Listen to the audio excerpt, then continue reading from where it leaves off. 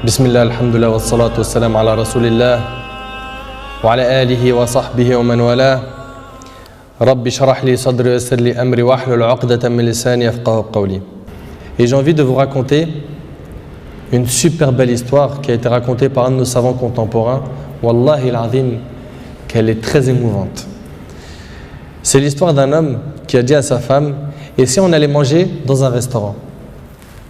Elle lui répondit: non, je te propose plutôt d'aller le demander à une autre femme. Moi, je ne mange pas au resto avec toi, va manger au resto avec une autre femme. Il s'étonna, il lui dit: je t'invite à manger et tu me dis de sortir avec une autre femme? Mais comment ça? Je ne suis pas de ce genre d'homme. Et quelle femme tu parles? Et de quelle femme tu parles? Elle dit: ta mère. Imagine la scène. Ta mère, je renonce aujourd'hui à ton invitation pour que tu invites ta mère. Ça fait longtemps que tu ne l'as pas invitée à manger ou à se promener, sors donc avec ta maman. Il lui a dit qu'Allah te récompense. Et il a tout de suite appelé sa mère et lui a dit: maman, prépare-toi, je vais venir te chercher en voiture et on ira manger et se promener ensemble. Sa mère ne l'a même pas cru. Sa mère ne l'a pas cru. Elle lui a dit: c'est vrai? Il lui dit: oui, par Allah. Viens, aujourd'hui, on va manger ensemble. Entre nous, billah alaykum. Qui d'entre vous, parmi les frères mariés, a déjà fait ça avec sa mère? Et effectivement, ils allèrent ensemble au restaurant. Et la mère s'est remplie d'amour, de joie et de bonheur. Pour elle, c'était un beau rêve. Peu lui importe la nourriture ou l'endroit où elle était, c'est-à-dire même manger par terre ou sur le trottoir ou dans la rue, le plus important, c'est qu'elle était avec son fils et que son fils était bienfaisant envers elle.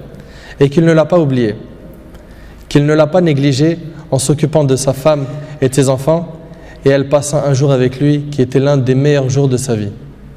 Elle lui dit au retour, l'homme dit à sa mère au retour: maman, t'es contente? La sortie t'a plu? Elle dit: oui, wallahi, c'était mashallah. Elle dit: oui, qu'Allah te récompense. Il répondit: Inch'Allah, je le referai.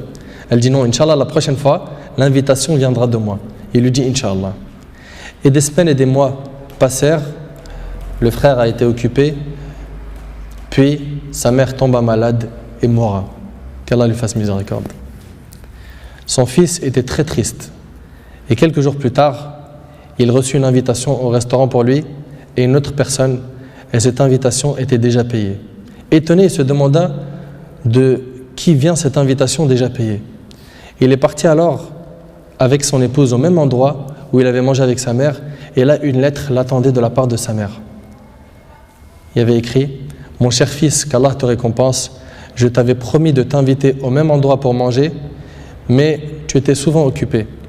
Et maintenant je tiens ma promesse et je t'invite avec ta chère épouse, et je t'invite avec ta chère épouse, qu'Allah vous récompense.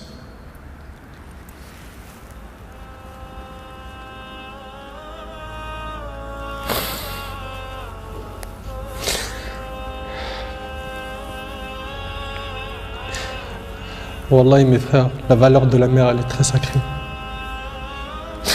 Faut pas la mettre en colère. Cette histoire d'amour entre cette épouse et sa belle-mère est magnifique. J'espère que nos frères et sœurs vont tirer des leçons de ce genre d'histoire d'amour entre les épouses et les belles-mères et d'essayer de reproduire ce qui s'est reproduit dans cette histoire.